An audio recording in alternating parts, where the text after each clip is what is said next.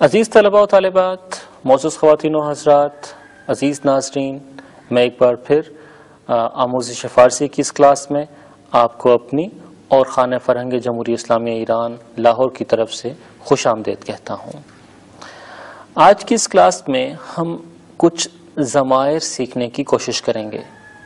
دیکھیے، ضمیر وہ الفاظ ہوتے ہیں جو اسم کی جگہ پر استعمال ہوں۔ ہم بالعموم گفتگو کرتے ہوئے ہر جگہ ایک ہی اسم بار بار نہیں دہراتے، بلکہ ایسا کرتے ہیں کہ ایک دفعہ کسی کا نام پکار کر پھر اس کے لیے کوئی سا مناسب ضمیر استعمال کرتے ہیں۔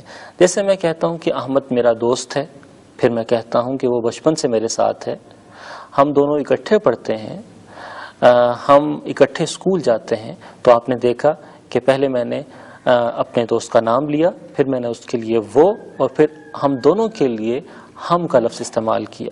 اس میں وہ اور ہم یہ ضمیر ہیں۔ اسی طرح فارسی میں بھی ضمائر کا استعمال خاصا زیادہ ہے۔ ہم ضمیر شخصی کی بات کریں گے اور میں آپ کے لیے ان ضمائر کی وضاحت کرتا ہوں۔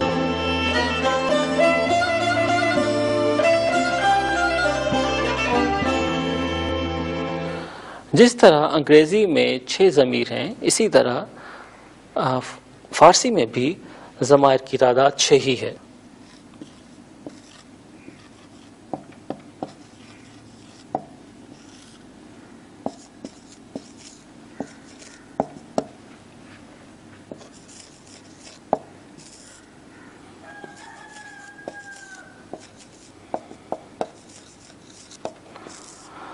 اگر آپ نے انگریزی کی گرامر پڑھی ہے تو آپ جانتے ہوں گے کہ وہاں پر ضمائر کو 3 حصوں میں تقسیم کرتے ہیں، یعنی فرسٹ پرسن، سیکنڈ پرسن اور تھرڈ پرسن۔ اسی طرح فارسی میں بھی آپ فرسٹ پرسن کے لیے اول شخص، سیکنڈ پرسن کے لیے دوم شخص اور تھرڈ پرسن کے لیے سوم شخص کا صیغہ استعمال کرتے ہیں۔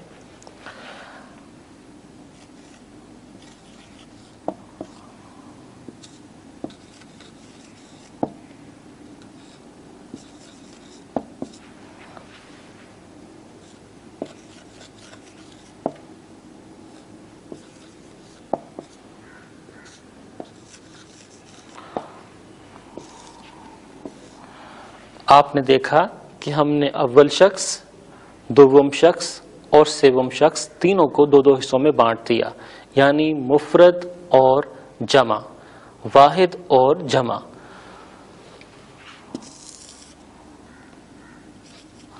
اول شخص مفرد من، یعنی آئی، میں۔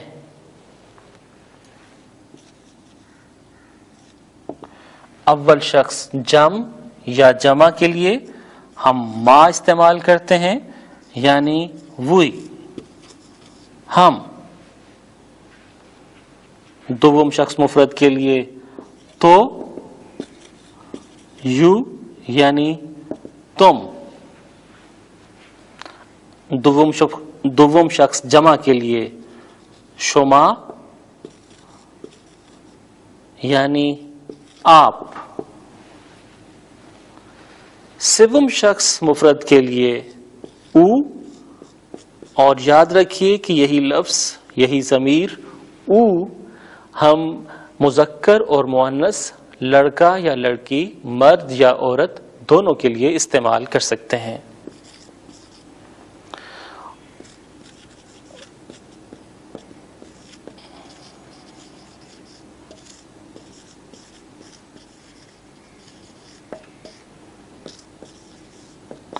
اور آپ نے دیکھا کہ سوم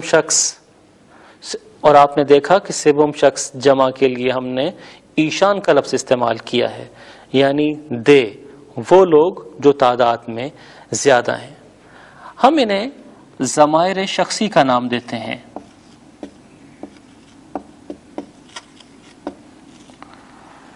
اور آپ نے یہ بھی دیکھا کہ ضمائر شخصی سیکھ کر آپ بہت آسانی سے جملے بنا سکتے ہیں۔ یہ ضمیر جو میں نے آپ کے سامنے لکھے، انہیں ضمیر شخصی منفصل بھی کہا جاتا ہے، یعنی ایسے ضمیر جو الگ سے لکھے جاتے ہیں اور دوسرے الفاظ کے ساتھ جوڑے نہیں جاتے۔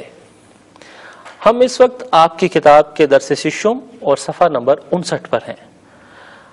آئیے اس سبق میں دیے گئے جملے اور مثالیں مل کر پڑھتے ہیں۔ محمد یک دانشجو است، محمد ایک طالب علم ہے۔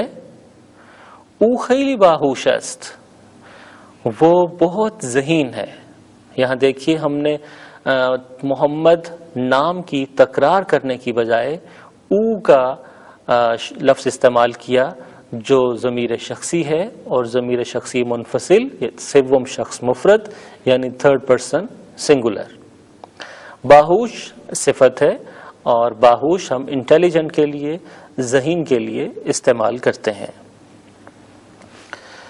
ان دونوں جملوں میں محمد سے متعلق بات ہو رہی ہے، لیکن دوسرے جملے میں ہم نے محمد کی بجائے او استعمال کیا ہے۔ بس ہم کہہ سکتے ہیں کہ ایسے کلمات جو تکرار سے بچنے کے لیے کسی شخص، جگہ یا چیز وغیرہ کی جگہ استعمال کیے جائیں وہ ضمیر شخصی کہلاتے ہیں۔ یہاں پر آپ کی کتاب کے صفحے پر جن ضمائر کی وضاحت دی گئی ہے میں انہیں پہلے ہی بورڈ پر آپ کی خدمت میں پیش کر چکا ہوں۔ یہاں دیے گئے جملے بھی مل کر پڑھتے ہیں۔ من دانشجو ہستم، میں طالب علم ہوں۔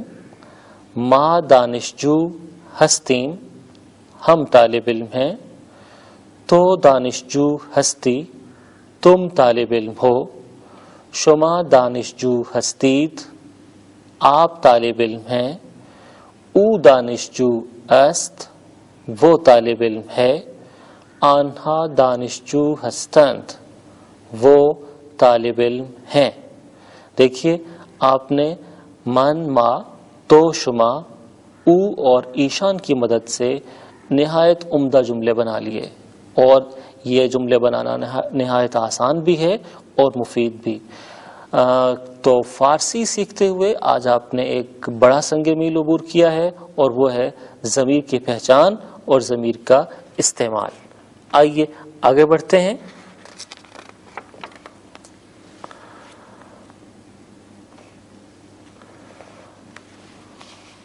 یہاں پر کچھ مزید وضاحت کی گئی ہے کہ من، ما، تو، شما، او اور ایشان ضمائر شخصی فعل سے الگ استعمال ہوتے ہیں۔ میں پہلے ہی آپ کی خدمت میں عرض کر چکا ہوں کہ الگ استعمال ہونے کی بنا پر ہی انہیں ضمائر شخصی منفصل کہا جاتا ہے۔